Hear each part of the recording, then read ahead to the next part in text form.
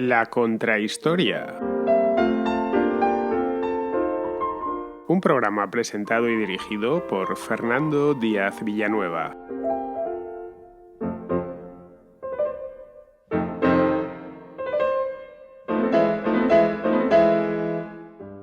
El siglo XIX fue en Europa uno de los más pacíficos de la historia. A veces se tiende a pensar lo contrario, porque fue el siglo de Napoleón, o en buena medida el siglo de Napoleón, que empezó las guerras napoleónicas, no lo olvidemos, empezaron en el siglo XVIII, pero concluyeron con muy mala fortuna para su protagonista, para el propio Napoleón, ya bien metidos en el siglo XIX.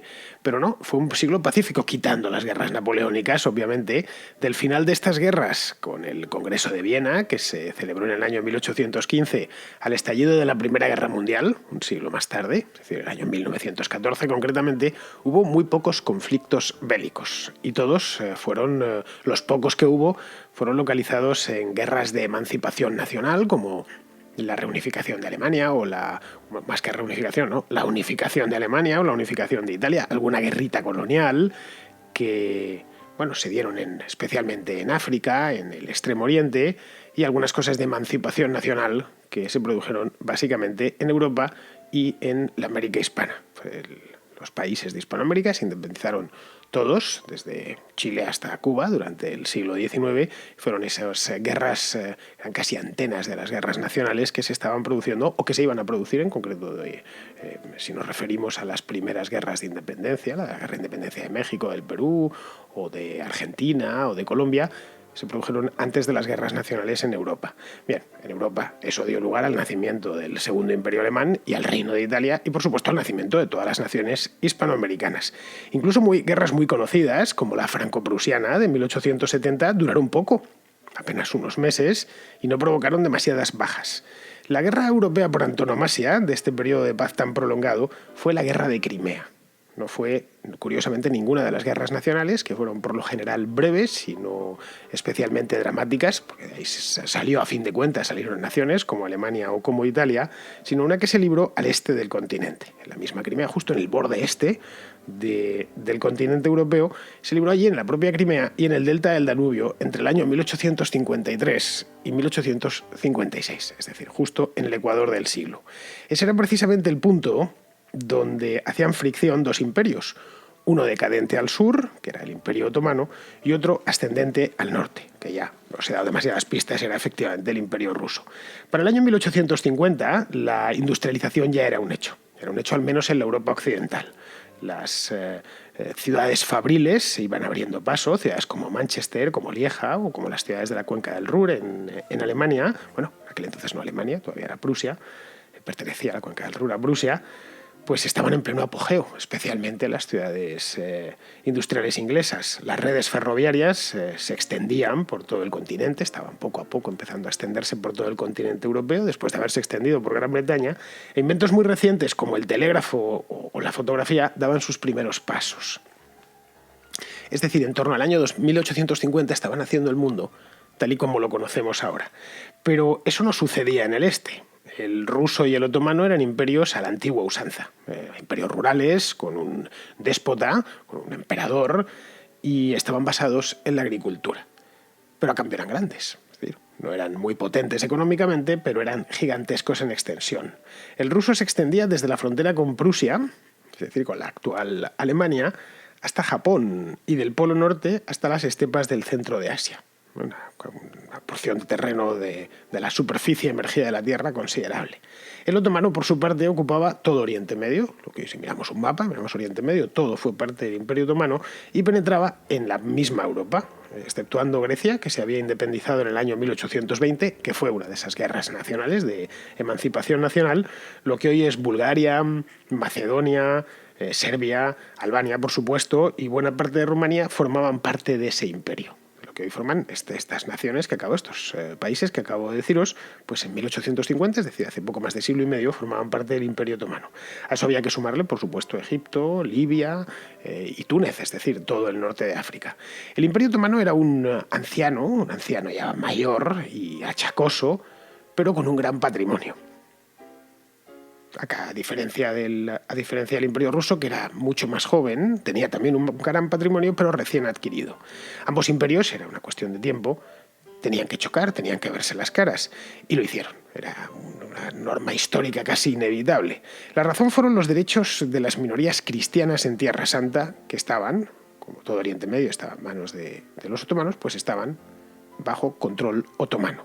Los rusos promovían los derechos de la minoría ortodoxa, mientras que los franceses, que estaban en aquel momento metidos en un nuevo imperio, defendían los intereses de la minoría católica. Esta fue la chispa. Parece mentira, en pleno siglo XIX, pero fue así. Pero fue la chispa, pero no el motivo de una guerra, que sería el primer conflicto bélico moderno en muchos aspectos. El primero con máquinas de vapor, el primero con ferrocarril, el primero con prensa diaria, el primero con fotografías. Fue la primera guerra fotografiada. La primera guerra que, vista desde hoy, nos resulta hasta familiar.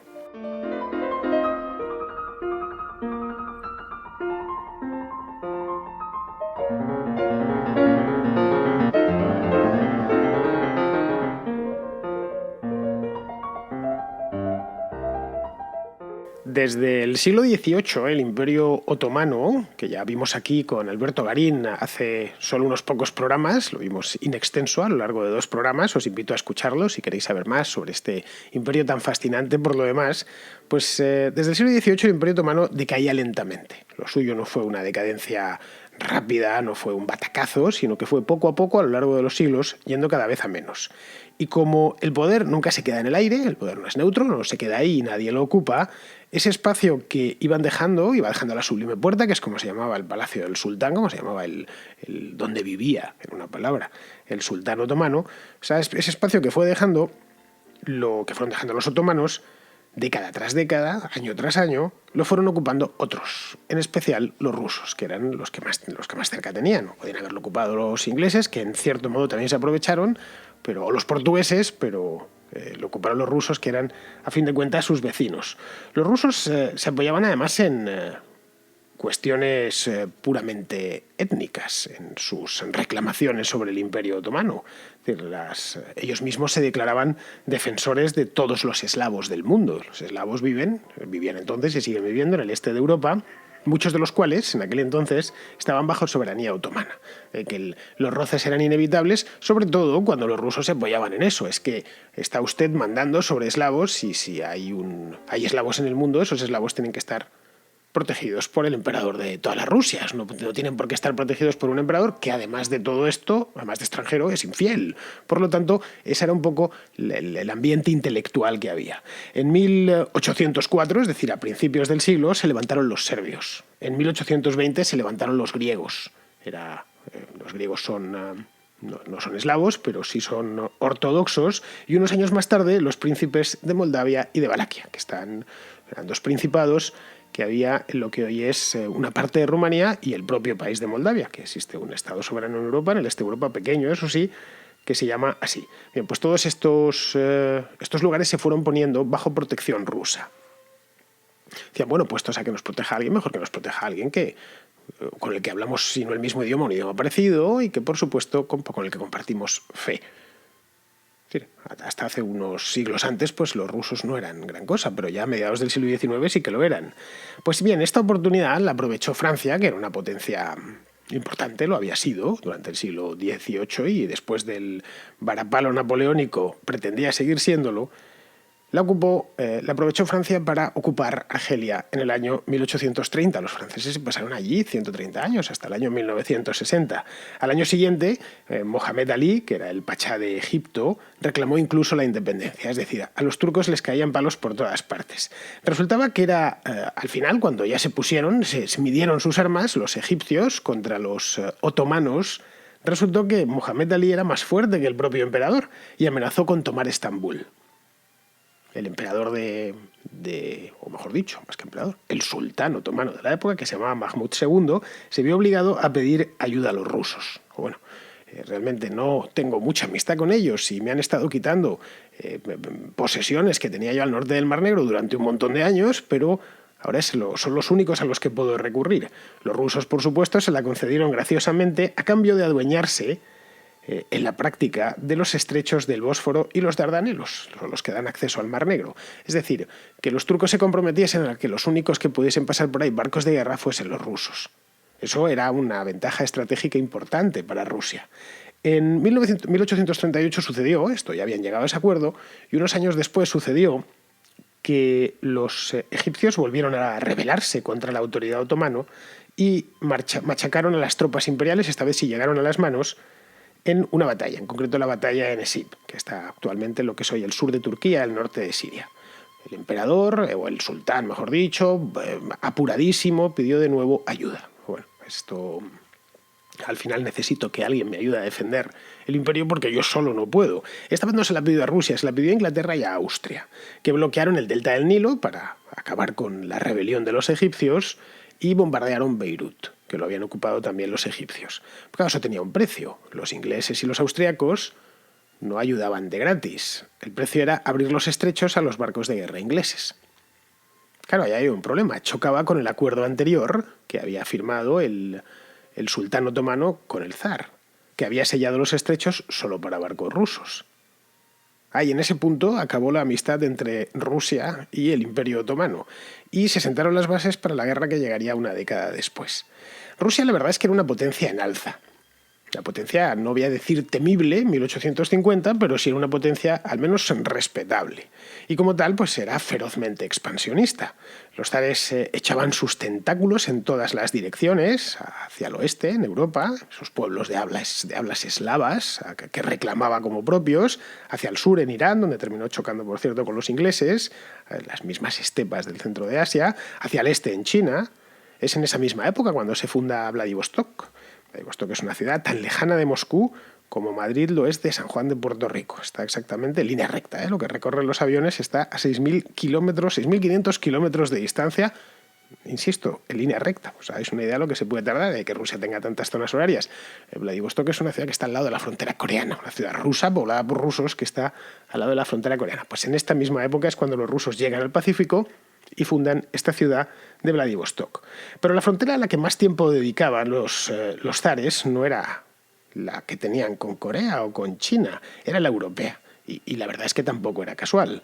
Por mucho que se expandiesen hacia el este, Rusia no dejaba de ser un reino europeo. Y sus intereses eran eso mismo, eran intereses europeos.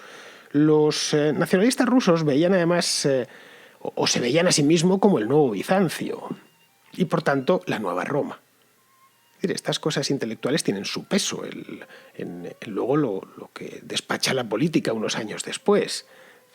La misión manifiesta de Rusia en la historia era civilizar y proteger a los cristianos ortodoxos, como habían protegido a los cristianos ortodoxos los antiguos emperadores de Bizancio, destronados y apartados de la historia, echados a la cuneta de la historia, cuando los otomanos ocuparon, le hicieron suya, Constantinopla en el año 1453. Bien, además iban en esa línea, habían acabado con un janato musulmán que hubo en Crimea durante unos años, y eso les permitió, entre otras cosas, disponer de puertos sureños, de puertos meridionales. Rusia era un país situado muy al norte, un país que nace en unas latitudes en las que uno se congela en prácticamente cualquier época del año, y el acceso al Mar Negro les dio acceso a puertos que no se congelaban en invierno, cosa que sí sucede con los puertos en el mar Báltico, en concreto con el puerto de San Petersburgo, que se sigue congelando todavía hoy, pues es que hoy tienen rompehielos y en aquel entonces eso no existía. Entonces durante unos meses al año quedaban aislados del mar. Es decir, San Petersburgo durante una serie de meses al año, al principio, durante muchísimo tiempo, era una ciudad que era marítima solo durante una época del año. Durante la otra época del año, durante el invierno, en lo más duro del duro invierno, San Petersburgo no tenía acceso al mar, tenía por delante una banquisa de hielo que era impenetrable para los barcos. Bien, esto no sucedía en el Mar Negro. El Mar Negro no se congela en ningún punto del año y era una ventaja estratégica considerable. Esto los británicos y los franceses, que eran las dos potencias hegemónicas de la época, lo veían con recelo. Bueno, estos rusos se están haciendo francamente poderosos. Y de hecho, podían llegar a hacer saltar por los aires el equilibrio europeo que había nacido en el Congreso de Viena. Sí, los británicos, en resumidas cuentas, querían que el Imperio Otomano siguiese existiendo, porque sus intereses comerciales en Oriente, que ya en aquel entonces eran muchos, así se lo pedían. Era mejor un imperio decadente pero amistoso que otro en alza y agresivo y expansionista. Los franceses, por su parte, se habían metido en otro imperio, como os comentaba antes, el imperio de Napoleón III, que fue coronado justo no en 1850, pero casi en 1852, y que daba comienzo al llamado, en la historia francesa, el llamado Segundo Imperio. En Napoleón III, para que nos hagamos una idea, que por cierto se casó con una española, con Eugenia de Montijo, que fue emperatriz de Francia, quería, pues por traerlo a nuestros días, quería como Trump que Francia, quería hacer a Francia grande otra vez. Después del disgusto que les había dado Napoleón I, su abuelo, pues quería que Francia retornase al camino de las grandes potencias mundiales. Claro, y eso empezaba por los símbolos. Uno de ellos era el de la corona de emperador, no valía ser presidente de una república, y el otro era la protección de los cristianos en Tierra Santa. Tenía una potencia simbólica muy grande. Podríamos decir que Napoleón III era un tipo en aquel entonces, en 1852, era un hombre en busca de un problema.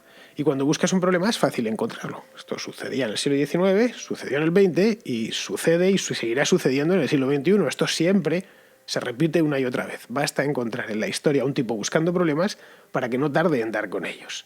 Así que ante los distintos problemillas que había relacionados con estos, que eran ya varios, con esto de los cristianos en Tierra Santa, el emperador envió un barco de línea fuertemente artillado, con 80 cañones, se llamaba Carlomagno, por cierto, al Mar Negro para intimidar a los otomanos, para que forzar a la Sublime Puerta, para forzar al sultán otomano a que le concediese al emperador de Francia la protección de los lugares santos, a los católicos, y no a los ortodoxos, que eran quienes venían haciéndolo desde hacía mucho tiempo. Es decir, que le dejase o le diese una oportunidad de poderse pavonear en Francia, obviamente, y a la vez colocarse la corona de emperador de los cristianos o de protector de los cristianos, que todavía en el siglo XIX pues, tenía su importancia.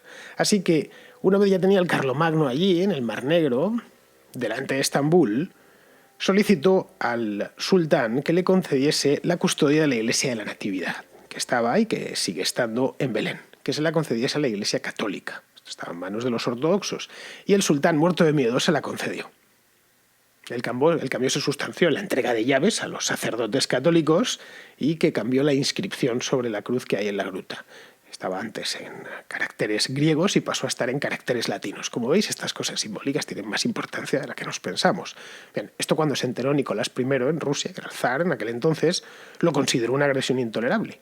Y lo primero que hizo fue desplegar tropas en la desembocadura del Danubio, que era uno de los lugares donde hacían contacto físico, otomanos y rusos. Es decir, ya estaba todo listo para que se armase. En ese momento, todos los elementos estaban colocados cada uno en su sitio para que se liase una, y además se liase una bien gorda. La cuestión de los lugares sagrados inundó además en aquel entonces todos los periódicos de Europa, que ya eran bastantes. Un revival medieval que iba muy a tono con el romanticismo en boga en aquella época, durante el siglo XIX, en el que se hacían catedrales neogóticas y tal, pues sacar una historia como esta era muy del agrado de los lectores y de los políticos de la época. Los rusos lo veían venir. Bueno, realmente estos tipos lo que me están haciendo es un tour de force. Están forzándome para ver si hinco o no hinco la rodilla. Si acepto esto y lo doy por bueno, significará que Napoleón III ha pasado por encima de mí. Claro que también tenían claro que enfrente no tenían a un cualquiera, tenían a franceses y muy probablemente ingleses, porque eran aliados. Así que los rusos desataron una ofensiva diplomática para evitar que los británicos se apuntasen a la verbena, porque, entre otras cosas, se olían la tostada. Decían, si vienen unos, acto seguido vendrán los otros. Es decir, que con los turcos podían. Lo tenían más o menos claro. Con turcos y franceses, quizá esforzándose mucho y acompañados de la suerte, pues quizá también. Pero no podían medirse con tres, y mucho menos con el Imperio Británico, que estaba en su plenitud en aquel momento. Nunca había sido tan poderoso y no lo llegaría a ser, desde luego, por comparación. En el año 1850 Estados Unidos todavía era una miniatura, cosa que no sucedía, por ejemplo, en 1920. Era el país, con diferencia, más poderoso del mundo. Estamos en el momento álgido del Imperio Británico. Pero toda esta ofensiva diplomática no sirvió de nada. Era una buena ocasión, y así lo vieron los británicos, de frenar el expansionismo ruso y tanto franceses como ingleses enviaron 2 flotas al Mar Negro.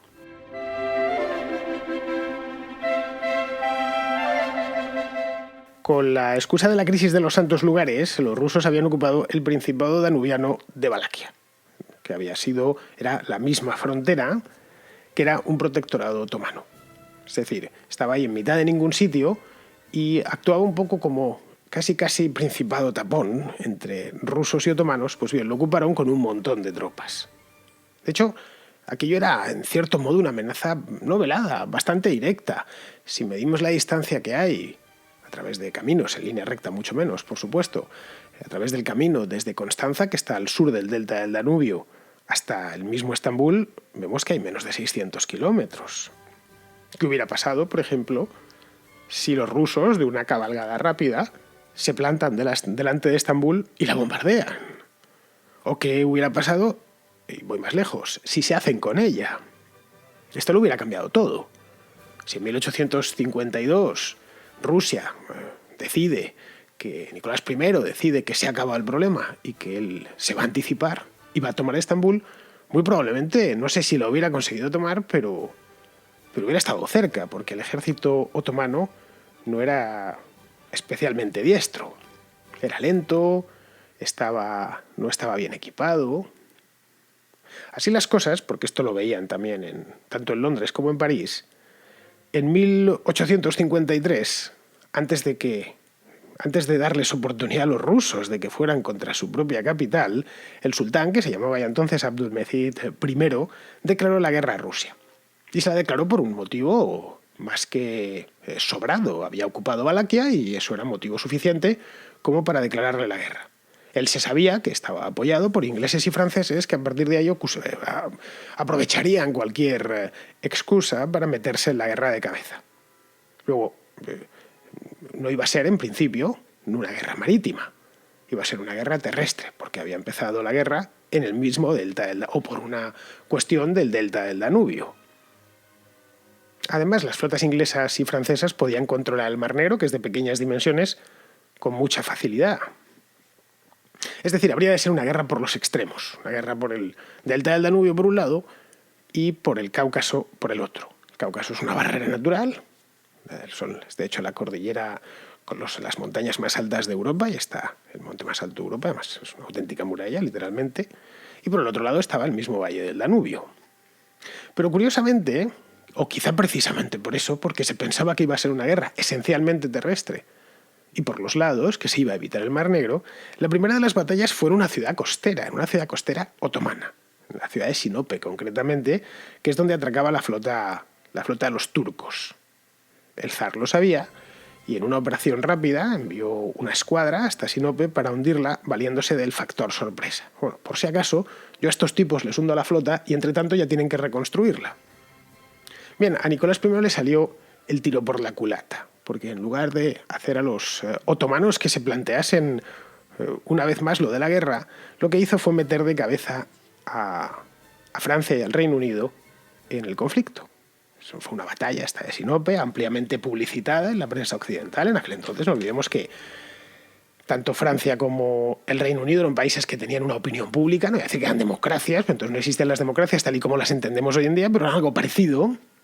Y la opinión pública contaba de que era importante tener una cobertura mediática, y esta batalla de Sinope tuvo muchísima. Bien, esto era el casus belli perfecto. Unos días después, Francia e Inglaterra declararon la guerra a Rusia. Ya estaba completamente liado.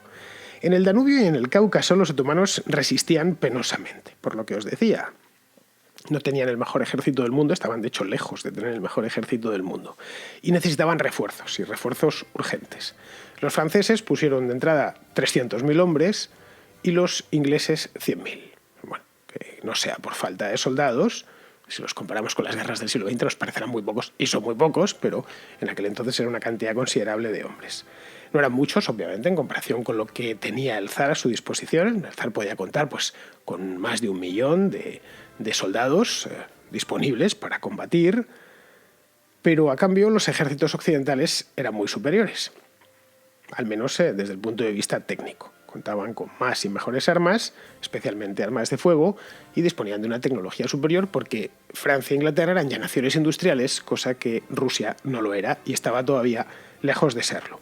Los fusiles de ánima rayada, por ejemplo, que aparecieron en esta guerra y que eran diabólicamente precisos, pues eran estos fusiles, hoy todos los fusiles son de ánima rayada, pero en aquel entonces era una novedad, donde el infante ponía el ojo, ponía la bala.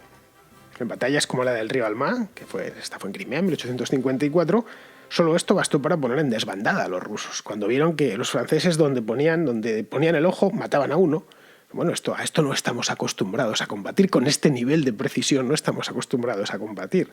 Tanto franceses como ingleses sabían que la guerra no se ganaría a la defensiva. Es decir, que la estrategia que habían adoptado los otomanos de simplemente resistir en el Cáucaso y simplemente resistir en el delta del Danubio no conducía a nada práctico, y desde luego ellos no podían sostener un esfuerzo de guerra durante muchos años, estaban en la otra punta de Europa.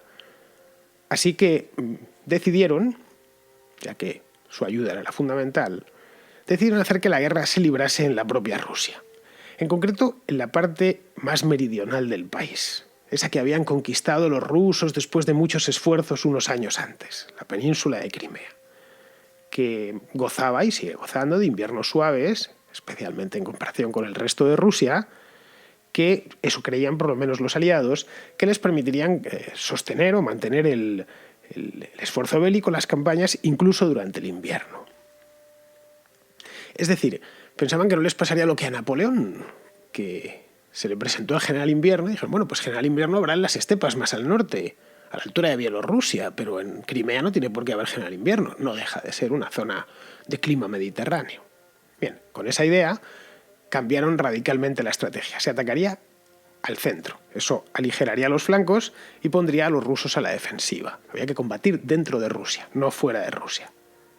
Pero esta decisión estratégica, que fue según llegaron los ingleses y los franceses, esta fue la decisión que motivó que la guerra se la conociese como Guerra de Crimea y no Guerra ruso-otomana, que sería el nombre más lógico. Se llamó Guerra de Crimea porque se libró básicamente en Crimea. Fue donde se libraron por lo menos las principales batallas, entre ellas la famosísima batalla de Balaclava. Esta fue en octubre de 1854, durante el sitio de Sebastopol, que duró muchísimo tiempo. Esta digo que es famosa porque le hicieron una película, fue inmortalizada en el cine, una película que seguramente muchos de vosotros habréis visto, y los que no hayáis visto ya estáis tardando en ir a verla porque está muy bien. Bueno, ir a verla no está en el cine, pero si buscaros por ahí en DVD o verla si la tenéis en Netflix o donde la pongan, es la película La carga de la brigada ligera. Es una película antigua del año 1936 con Errol Flynn interpretando a un oficial británico. Pero la idea, que en principio era buena, no contaba con el hecho de que los rusos eran muchos y que además Sebastopol estaba especialmente bien defendida. Así que esta guerra se atascó en la misma Crimea. Los franceses y los ingleses, a pesar de toda su potencia bélica, de sus recursos mucho mayores que los propios rusos, no conseguían tomar Sebastopol, donde se llegaron a cavar 120 kilómetros de trincheras. Esto se quedaría en nada en comparación con lo de la Primera Guerra Mundial, pero en aquel entonces ya era digno de ser comentado. Pues bien, en este atasco, que se mantuvo durante un año, fue donde la potencia industrial de Francia y de Inglaterra marcó la diferencia. Lo que, visto en retrospectiva, nos parece claro, en aquel entonces no lo era tanto, pero lo descubrieron sobre la marcha. Lo primero que hicieron fue unir Viena y el Mar Negro con una línea telegráfica, para que las órdenes pudiesen llegar desde Londres o desde París casi directas, casi al mismo campo de batalla. Luego también construyeron, y esta fue una ventaja estratégica fundamental, construyeron un ferrocarril que iba de Balaclava, que era el lugar donde era una cala, una pequeña ensenada que habían ocupado, una cabeza de playa que habían ocupado los aliados y donde desembarcaban los víveres y los suministros, pues desde ahí, desde Balaclava, a la trinchera de Sebastopol, que estaba a unos 10 kilómetros de distancia. Esto les permitió pues tener bien suministrados a las tropas y suministrarlas además de manera muy rápida y poder transportar grandes cargas, porque el ferrocarril entonces y ahora transportan cargas infinitamente mayores que las carretas tiradas por bueyes.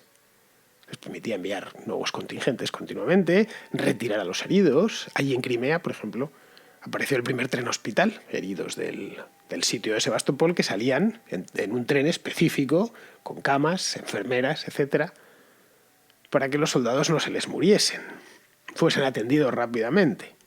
Pues bien, eso permitió que lo que antes costaba horas, 10 kilómetros en un carro de bueyes, lleva bastantes horas recorrerlo, pues era cuestión de minutos, desde que llegaba el barco a la cala de Balaclava, hasta que ese cañón, ese regimiento de refresco, esos víveres fundamentales para mantener a los soldados bien alimentados, hasta que llegaba ahí tardaban, era una cuestión de minutos, de media horita, como mucho.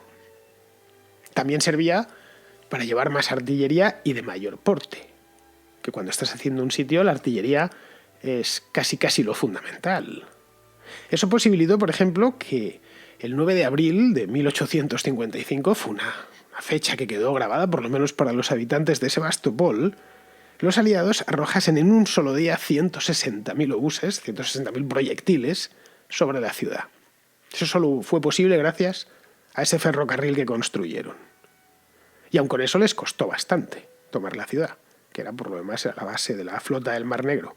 Al final terminó cayendo después de ese verano, del verano de 1855, cayó el 12 de septiembre, exactamente.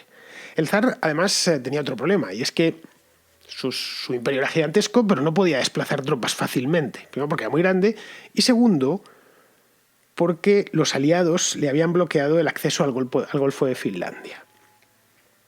Ese era el problema en los siglos XVIII, XIX y XX, enfrentarse con Inglaterra, y es que estabas muerto por mar, literalmente. Es el problema que tuvo Napoleón también, el problema que tuvieron los alemanes en la Primera Guerra Mundial, el problema que tuvo Hitler en la Segunda Guerra Mundial. Y es que un país que tiene tantos barcos de guerra disponibles, pues es un país que te va a cerrar los mares. Pues eso es lo que le pasó al zar de Rusia en 1855.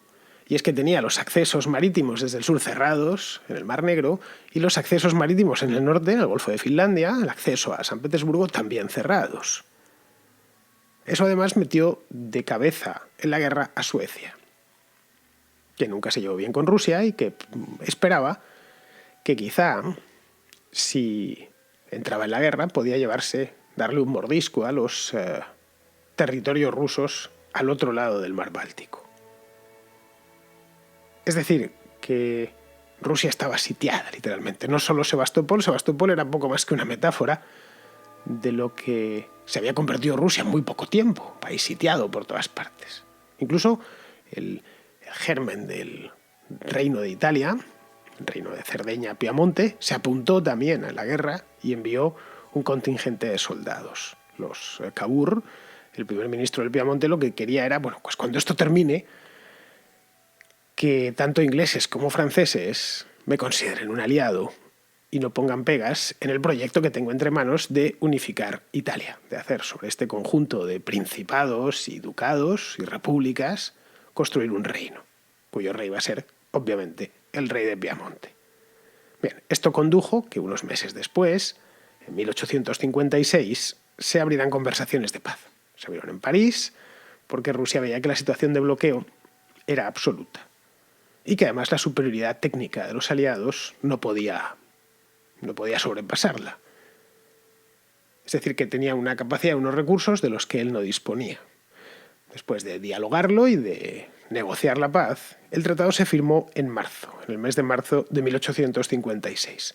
Fue un tratado que no trajo grandes cambios territoriales. Si miramos el mapa de antes y de después, vemos que en lo esencial permanece idéntico, pero suponía de facto el entierro de la Conferencia de la Europa, nacida en la Conferencia de Viena de 1815, es decir, del sistema posnapoleónico.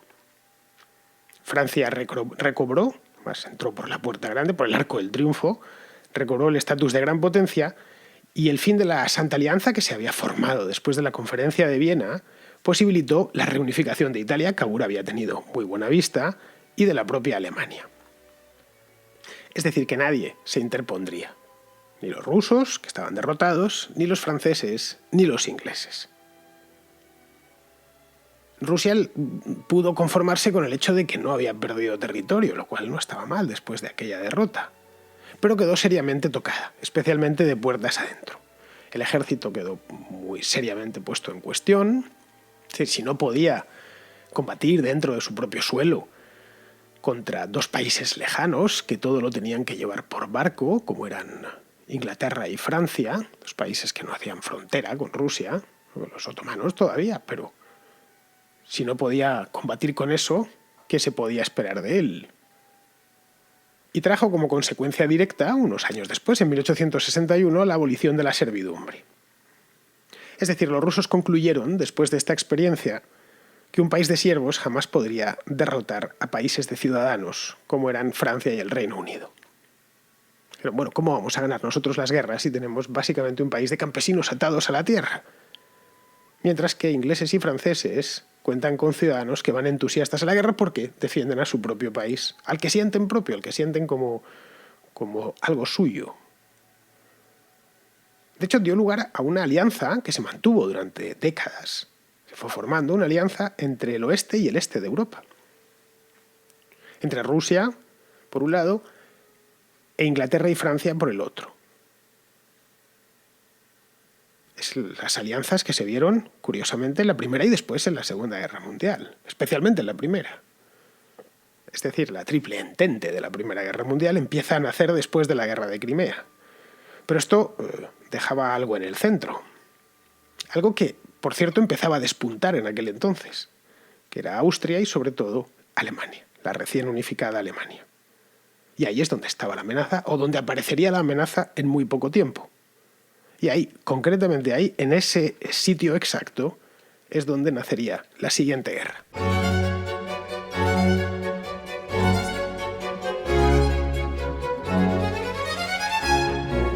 Tengo algunas consultas históricas para el consultorio, que abrí hace unas cuantas contrahistorias, y la verdad es que me encanta esta sección porque me enviáis preguntas que son la mar de interesantes y que además me vienen a decir que el oyente medio de la contrahistoria es un tipo que sabe mucho, lo cual que para mí, muy aficionado a la historia, lo cual que es algo que para mí es todo un desafío, porque supone que no me puedo equivocar, que tengo que ser estricto con los hechos y no poder dar un solo dato falso. Eso está muy bien, no hay cosa mejor que tener buenos oyentes para que salgan buenos programas. Bien, el primero de estos buenos oyentes es Alberto, que es un oyente de Málaga y además es patrono de la contracrónica y de la contrahistoria. Gente como Alberto hacen posible que este programa exista. Este programa, la contrahistoria quiere decir, y su gemelo, la contracrónica. Pues bien, Alberto tiene una cuestión sobre la América española. ¿Qué crees que hubiese tenido que suceder para que los territorios españoles en América siguiesen a día de hoy siendo españoles? ¿Qué condiciones históricas hubiesen tenido que, o crees que es imposible, que tarde o temprano, a lo mejor no hubiesen sido en el siglo XVII, XVIII, XIX cuando se independizaron, pero hubiese sido un 20, 30, 50 años más tarde, inevitablemente se hubiesen independizado y establecido por su cuenta solos? Y en caso de que hubiese alguna opción, ¿qué hubiese tenido que hacer España para que eso no hubiese ocurrido? Muchas gracias. Bueno, Alberto, desde el punto de vista cultural y lingüístico, siguen siendo españoles, es decir, son hispanos. ¿Por qué hablar español? Simplemente por esa razón. Cosa, por ejemplo, que no sucede con las Filipinas, donde el español es una lengua marginal, todavía se sigue hablando. El chabacano de Zamboanga es una variante del español, desde luego, inteligible con el español que estoy hablando yo ahora mismo. Podéis buscarlo en internet, cualquier cosa hecha en chabacano y verás que no es que os resulte familiar, sino que entenderéis, si no todo, prácticamente todo, porque lo esencial es casi el mismo idioma, pues solo lo habla una minoría de, no sé, son 150.000, 200.000 filipinos, mientras que el resto del país pues habla tagalo. Eso no sucedió en Argentina, o no sucedió en Chile, o no sucedió en México, o en Venezuela o en Colombia, donde la lengua principal, cuando no muchas veces la única, es el español. Eso desde el punto de vista cultural y lingüístico. Desde el punto de vista político, se independizaron cuando llegó el momento, simplemente, que fue en el primer cuarto del siglo XIX, coincidiendo con la Revolución Francesa, unos años después de la Revolución Francesa, y coincidiendo con la convulsión napoleónica. Era el momento. Si la Revolución Francesa, en lugar de haber sido en 1789, se hubiese producido en 1815, pues la independencia de los países hispanoamericanos se hubiera producido algo después, o en 1850, pongamos por caso. Es decir, se independizó históricamente, desde el punto de vista histórico, cuando tocó, cuando aquello estaba maduro. Yo la verdad es que no creo, como vienes a decir tú, porque entiendo que hablas de una unidad política. Yo no creo que la hispanidad, es decir, el conjunto de países de habla hispana, fuese bueno que la hispanidad tuviese unidad política, sinceramente te lo digo. Es decir, la mejor manera de debilitar al poder del Estado, el poder lo representa el Estado, es que haya muchos estados y que tenga que competir entre ellos, y que no sean nunca lo suficientemente grandes como para tiranizarnos. Esa es mi opinión. Por lo tanto, creo que sería una mala noticia si hubiese un solo Estado hispano. A mí no se me ocurre nada más aberrante y más horroroso que un gobierno mundial. Estaríamos en las mismas, ¿no? Lo que sí podría haberse hecho en aquel momento, a finales del siglo XVIII, principios del XIX, es mantener, no sé, una suerte de comunidad, como hicieron los ingleses un siglo más tarde, la Commonwealth famosa, ¿no? La mancomunidad. Algo así o algo muy similar propuso el conde Aranda en tiempos de Carlos III, pero en aquel entonces no se le escuchó. Bien, eso es lo que existe hoy en día con la OEI. La OEI es la Organización de Estados Iberoamericanos que reúne a todos los países hispanohablantes de todos los del mundo, incluidos Andorra, está en la OEI, también está Guinea Ecuatorial, que no está en América, pero está en África, pero es hispanohablante, y además se sumaron Portugal y Brasil, es decir, dos países lusoparlantes. La idea es la misma, que la de la Commonwealth, es decir, no guerrear nunca entre nosotros y cooperar en una serie de áreas. Pero vamos, por lo demás, yo creo que a día de hoy existe una conciencia hispana bastante grande y cierto sentimiento de que todos pertenecemos a una cultura común. Y eso se ve en la música que escuchamos, la literatura que leemos, las películas que vemos, etc. Y ahí yo conozco a los autores que escriben chilenos o peruanos o mexicanos y leo sus periódicos y veo sus películas en cuanto las tengo delante.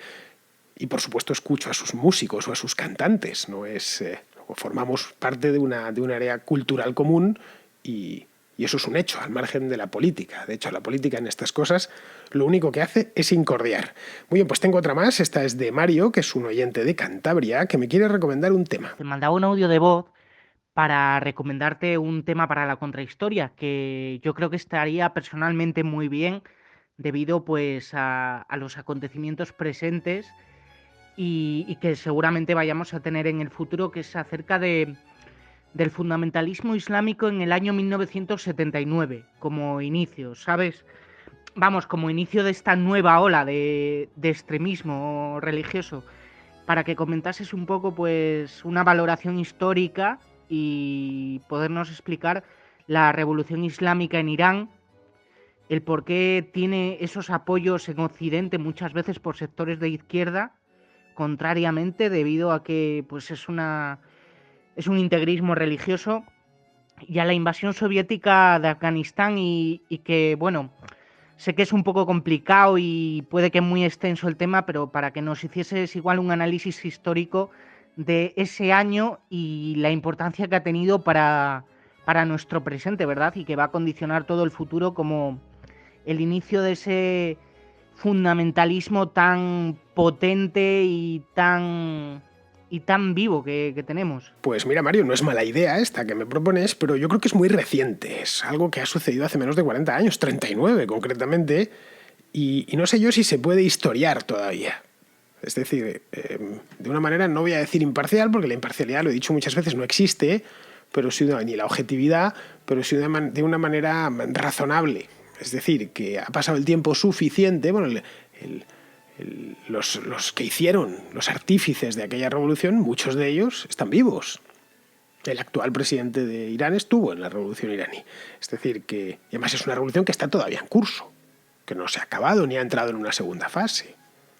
Es decir, el país sigue siendo el mismo exactamente que en 1979 crea el Ayatollah Khomeini. Luego, no sé, quizás sea demasiado reciente. Pero vamos, hay otras épocas en la historia de Irán que también están muy bien. Pero bueno, me la dejo apuntada, por si acaso. Muy bien, queridos amigos, pues con esto ya no me queda más tiempo para más llamadas, pero tengo algunas más, ya sabéis, podéis seguir enviando comentarios o preguntas históricas al número de la contrahistoria, que por lo demás es el mismo de la contracrónica. Muy bien, queridos amigos, pues con esto me despido de vosotros. Hasta la próxima contrahistoria.